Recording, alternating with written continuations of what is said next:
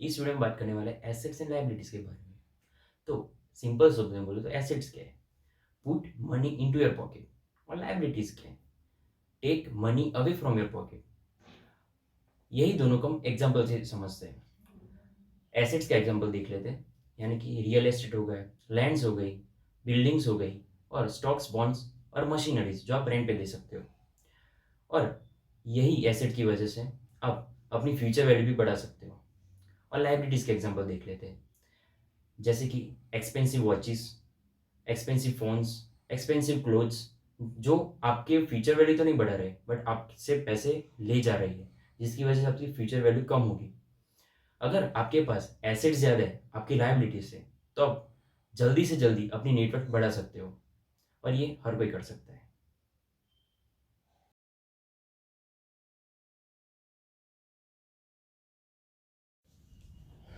दो दोस्त थे, अक्की और जैकी।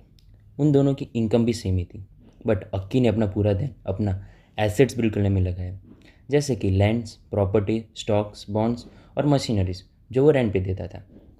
और दूसरी तरफ जैकी ने अपनी पूरी इनकम लाइबिलिटीज पे स्पेंड करना शुरू कर दिया, जैसे कि expensive watches, cloth, shoes and gadgets, जो उसे रिच तो फील करा रही थी बट वेल्थ गेन नहीं हो रही थी, जिसकी वजह से 10 सालों के बाद वो दोनों में अक्की सक्सेसफुल और रिच बन गया, और जैकी अपनी जॉब और अपनी इनकम को ही कोसता रहा।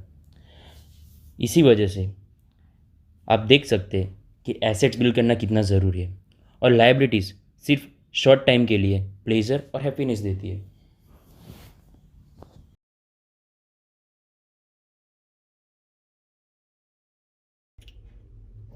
तो दोस्तों, यहाँ पे हम देख सकते हो रिच पीपल का फ्लो चार्ट। रिच पीपल सबसे पहले अपना एसेट्स बिल्ड करने में ध्यान रखते हैं, जैसे कि रियल एस्टेट ले लो, स्टॉक्स ले लो, बॉन्ड्स ले लो, प्रॉपर्टी ले लो, और भी कई सारे एसेट्स वो क्रिएट करते हैं।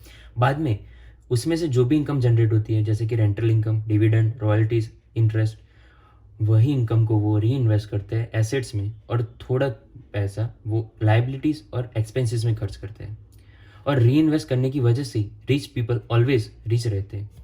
अब देखते हैं मिडिल क्लास पीपल का flow chart. Middle class people सबसे पहले जो भी जॉब में से जो सैलरी आती है, जितनी भी इनकम हो, वो सीधा ही लाइबिलिटीज़ में खर्च कर देती है, जैसे कि मॉर्गेज, कार लोन्स या क्रेडिट कार्ड डेट, और एक्सपेंसेस भी करती है, जिसकी वजह से वो एसेट्स में बिल्ड नहीं कर पाती।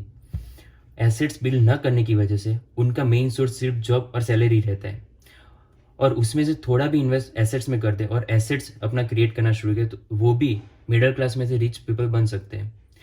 अब हम देखते हैं पुअर पीपल का फ्लो चार्ट। पुअर पीपल में जो भी जॉब और सैलरी में से जो भी इनकम आती है, वो सीधा एक्सपेंस कर देते हैं, जैसे कि taxes, rent, food, clothes and transportation, जिसकी वजह से उनका कभी एसेट्स क्रिएट ही नहीं हो सकता।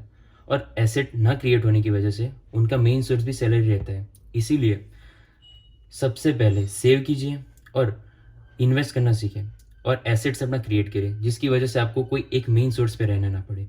मैंने ये सारी बातें आपको रॉबर्ट टी कियोसाकी की book rich dad poor dad से बताई है। अगर ये आपको बुक परचेस करनी है तो मैंने लिंक डिस्क्रिप्शन में दे दिया।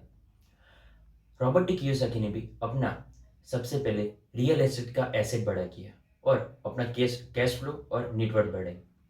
उसकी वजह से वो मियामी के रिचेस्ट पर्सन में आ गए, और ये आप भी कर सकते हो।